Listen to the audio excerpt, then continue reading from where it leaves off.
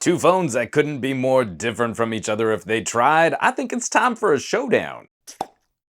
It is my assertion that these two phones are the most important phones of the year. Not the best phones of the year, not the most popular, simply the most important. And they also represent very different solutions for being a smartphone. Basically, they're polar opposites of each other, which is why I think this comparison is going to be so much fun. Now, both of these phones were received courtesy of Sony and Google PR for me to take on test drives and share my thoughts. So, without further ado, let's do some comparing. Starting off with the design, I think the Sony is more practical, but I think the Pixel is a little bit prettier. I do have to give one immediate win to the Google phone though, that this new camera bar from the Pixel 6 and here on the Pixel 7 does a much better job of preventing the phone from wobbling. I gotta throw a case on my Sony because I'm really not a fan of that waka waka waka. In operation though, the Sony is easier to hold and use, especially like a camera, thanks to the flat sides, and I genuinely prefer having the flat screen, the flat glass on the front face. Now, both of these phones have great haptics. I think the Xperia has a sharper and more defined typing pulse. And with that haptic motor, Sony includes dynamic vibration, which kind of just adds a little bit of extra kick to the audio, your music and videos. And I have to give a nod, Sony's still using this power button fingerprint sensor. This is nice. Now, don't get me wrong, the Pixel 7 is a huge upgrade over the fingerprint sensor that was in the Pixel 6 and the 6 Pro, but it's an in-display sensor. A power button is just going to be faster, more practical. It's a tactile landmark. It can't be messed up if you have like a dirty screen or a screen protector on there. This is one of the best biometric locks available today. Move into the displays properly. They're both excellent. Sharp details, vibrant, colorful OLEDs. Now, the Sony doesn't operate at its full resolution the whole time you're using the phone, but even when it's not at full res, it's still producing a slightly higher than 1080p image. I'm at a point where setting the font and the scaling, I like setting these all to their absolute smallest display settings, smallest font settings. I can handle both of these pretty well. We're not lacking for resolution, especially on the Sony when you're looking at photos and videos. And both of these have that magical coveted 120 Hertz for faster screen refresh. Where these two differ, the main win is gonna go to the Pixel for having the brighter display of the two, especially when you set it to automatic brightness. The Sony, we finally have, unlike previous generations of Sonys, we can actually see our screens out in sunlight now. The Pixel is just gonna be brighter. I just think it's funny when people pick up a Sony and they still act like it's this shockingly narrow or crazy skinny tall kind of experience. 21:9 is still the skinniest, tallest aspect ratio on a phone today, but 19.5:9 isn't dramatically different in operation. I think it's gonna be even money. Someone's going to appreciate a slightly narrower phone or a slightly wider phone at this point. That also represents some significant differences as well. Sony's on the earlier Qualcomm SoC for 2022, Google on the second generation Tensor. It's been a challenging year for the phone SoC market, but when talking about premium powerhouse devices, there's a startling amount of compute power on tap and available, even for some of the concerning thermals and battery draw. Both phones can run a little warm, but both phones came to get work done. The Sony only comes in a 512 gig flavor for North America, which is the most expensive option for the Pixel, and both are sporting the same amount of RAM and battery capacity. I don't do specs. I don't read that on my videos because I assume you're able to use a web browser and go to GSM Arena. What matters to me is real world performance. I mean, moving beyond these Geekbench numbers, ooh, the number is bigger, so that must be the betterer phone. Yeah, I'm sorry, Geekbench and Antutu, I think those are pretty stupid numbers to put a lot of faith in. When you're really trying to use these things, we see incredible competition between two devices on heavier compute tasks. I get so cranky about this kind of stuff because the practical differences between phone, operating system, and app, all of that optimization really matters. In a head-to-head showdown between these two, the Xperia is faster at editing and rendering video data in an app like PowerDirector, but surprisingly, the Pixel is faster at rendering data in the new newly launched on Android, LumaFusion, one of the best video editing apps currently available. It's those kinds of differences that really matter to your workflow. If you're using one phone with one app, you might have another phone that performs even better at the same task. Last couple of weeks using both of these phones, Sony has delivered better performance in audio and podcast mixing. We really shouldn't be surprised. The Pixel is just plain faster at doing simple edits like trimming the head and tail of a video in Google Photos. The Google phone seems to like using the Google Photos. The Xperia tends to get lower synthetic benchmarking scores in things like file compression, but then real world, you're squishing down some large files and you want to make a RAR or a zip. The Xperia has outperformed the Pixel. The Xperias have always been monsters at photo processing, but the Pixel is able to close the gap surprisingly well in one of my toughest tests. The Xperia still beats the Pixel, but the Pixel is closer than the difference we would see in synthetic benchmark scores through something like Geekbench. Let's say you're a photographer on the go and you want to edit some RAW files from a phone. The Pixel is close enough that I think it offsets the price difference between these two phones. Synthetic benchmarks basically only tell you how well your phone can run the synthetic benchmark. That's about it. If you base any kind of purchasing recommendation on Geekbench or Antutu scores, it's very likely you can end up with the wrong solution for your needs. Just because one phone gets the bigger number doesn't mean it's always going to be across the board the better performer. I mean, the main tangible difference is probably going to be in something like gaming. The Pixel 7 is a great upgrade over the Pixel 6. The graphics bump definitely helps, and we see those scores, especially when we're really trying to track frame rates on more graphically demanding titles. But the Sony's just going to be better.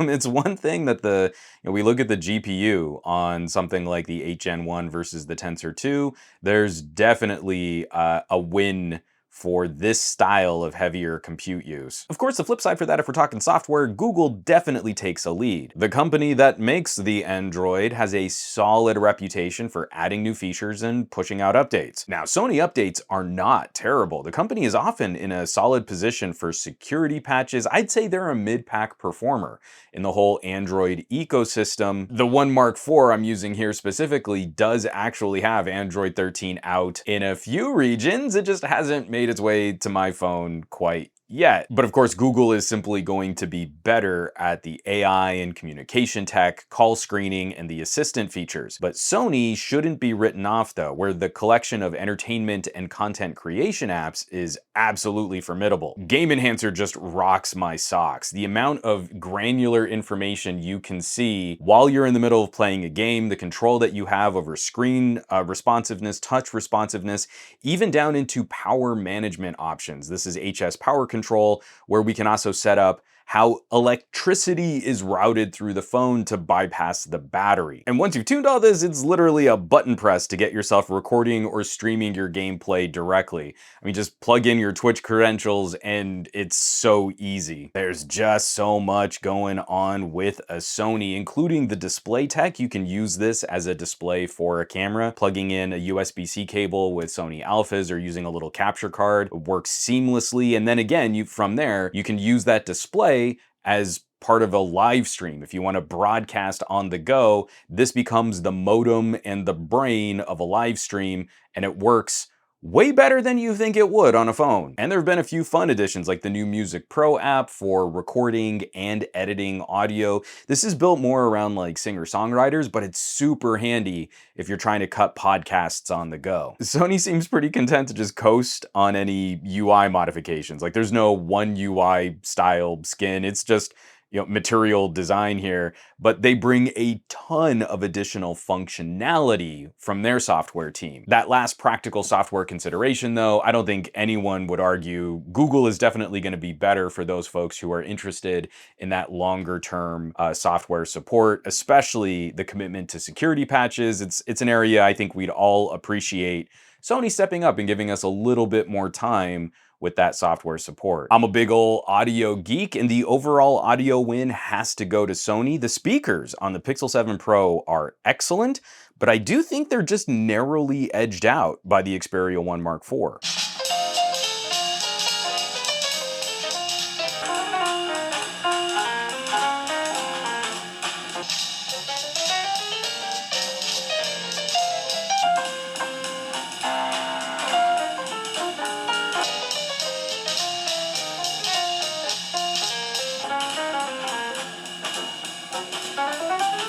And I just cannot understate how useful it is to have a headphone jack on a premium tier phone. This is a content creation platform, and I'm a huge advocate for doing things like editing your video or your podcasts directly from a mobile device.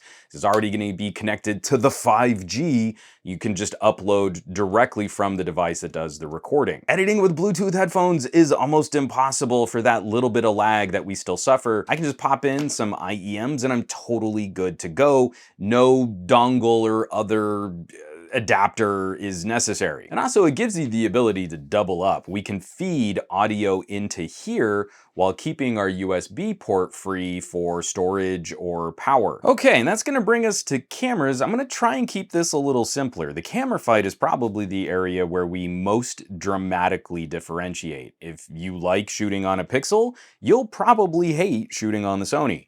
If you like shooting on a Sony, you can appreciate what the Pixel can do, but you'd still probably choose the Sony. If we treat a phone camera like a basic point and shoot machine, the Pixel is hands down the absolute cleanest and most streamlined way to get pretty HDR photos. No other phone achieves the same simplicity and conveyance in a camera app. But if we treat a phone more like a professional content creation platform, the Sony delivers clear advantages for folks that are familiar with the workflow from standalone cameras. I really could shoot a ridiculously long video on the granular differences between the two and the post-processing and the auto modes and the HDRs and what they each do for video. If you would like to see that video, that kind of really deep in the weeds kind of comparison, drop me some comments, subscribe to the channel, hit the bell icon, do all those things, and maybe we can have that chat. But I still wouldn't arrive at any traditional winner, at least no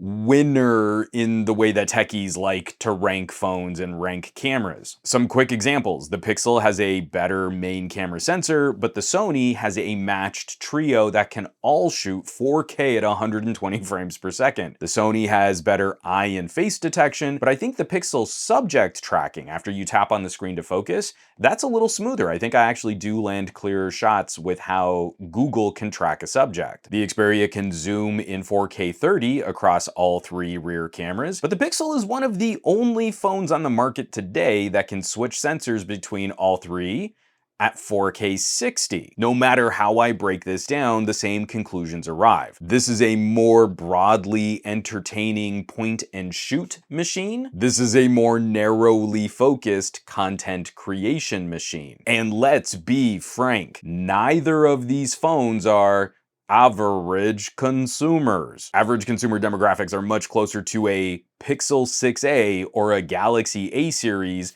than either of these, especially when we're looking at sales numbers and price tiers. The Pixel 7 Pro is more like an average consumer solution, but the Xperia is clearly built for a non-average consumer. And I'm just not sure why so many people, especially tech enthusiasts, want to spend premium tier cash for average style use. Moving on! What good is a portable communications computer device if you can't portably communicate? Now, the Pixel 7 is a terrific upgrade over the Pixel 6 for modems and radios. I definitely get better reception in some of the more challenging areas that I can test, and the Xperia is just better. It's one of those areas Qualcomm is just really tough to beat. And even for having the same large battery capacity, these are both solid performers, though I find the Pixel is a little better behaved, doesn't run as hot in my pocket for no good reason as often as the Sony can kind of warm up my thigh. That said, if I mix up a lot of outdoor screen use on 5G, the Samsung radio and the power-thirsty display take a bigger chunk out of my battery than when I use the Xperia in similar conditions. This is kind of critical for phones in this tier because neither of these are charging champs. The Xperia tops off a little faster, but not by much. You can totally color me spoiled by Xiaomi and BBK brands that charge crazy fast. I mean, even a Motorola. I mean, this thing will hit that 60-watt charging, and it's so nice. The other fun bells and whistles are here. They both have wireless charging and reverse wireless charging. I mean, they're pretty decently matched, but getting into the additional amenities, That's where I think Sony pulls away from the Pixel and we start seeing that difference in price tags start manifesting. Like staying on power management, both phones have terrific support for some kind of adaptive charging. Both of these phones, some really clever ways to minimize wear and tear on your phone battery, but Sony has HS Power Control, where specific apps can be toggled so that you can run almost entirely off of power from the plug. I did a little screen recording during some of my testing. It is absolutely insane to see a phone start cranking almost 8 watts of power draw with almost no impact on the battery. HS Power Control continues to be a monster feature on Xperia's. This is something that should be on all premium tier phones. It reduces wear and tear on the component that will age the fastest, and Sony is the only option in town outside of some proper gaming phones. Of course, I've mentioned the headphone jack, that always deserves an additional nod. And then also the expandable memory. It's not only an SD card tray, but one that can pop open easily in the field without having to use some kind of pin tool to access your SIM card and memory card tray. I mean, if you're messing around with other cameras, like say you've got a GoPro or some other kind of mirrorless camera, it's so easy to crank this open, get to your memory card, pop it out, get the tray from your phone, switch it over, and then you immediately have access to all the footage that you just shot. And as you've seen, it's pretty easy to edit on these new mobile apps directly from the phone. This was always a terrific, usable lifestyle feature that never got the credit it deserved, because I don't think it's enough to say that, well, both of these phones can come in 512 gig options. Being able to swap and add media that fast is a decidedly pro feature to have in the field, as is proper video output through the USB-C port. It drives me nuts that a Pixel won't support video out. The Sony doesn't even have a proper desktop mode like Moto Ready 4. I can put out a proper 16:9 image. This is, really fun if you just want to stream some video. You want to watch a movie, if you want to play a game on a TV or another monitor. This is all the stuff that, it looks funky when you just screen mirror. This at least gives us a one panel. It's not for multitasking, but you can do one thing at a time really easily. Oh, LumaFusion says it's not compatible with multi-window, but it actually works pretty well. Yeah, we can get in here, have a great layout to edit all of those video clips and tracks, all powered directly from the phone. The Pixel is a great smartphone, but it feels like a slightly more limited device. It's designed to not step on the toes of tablets and Chromebooks. I mean, you do your phone things on your phone, and then you do your tablet things on your tablet, and your computer things on your computer. The Xperia is not as productivity focused as a Moto Edge, but someone intrepid enough to try can genuinely replace a significant amount of other compute and camera gear by using this phone with a couple choice accessories. Whew, all right, getting to the end of all these bullet point comparisons, this is exactly why I say things like, there is no winner phone of the year. And this is why we should not water every review down to the most basic knuckle-dragging ideas of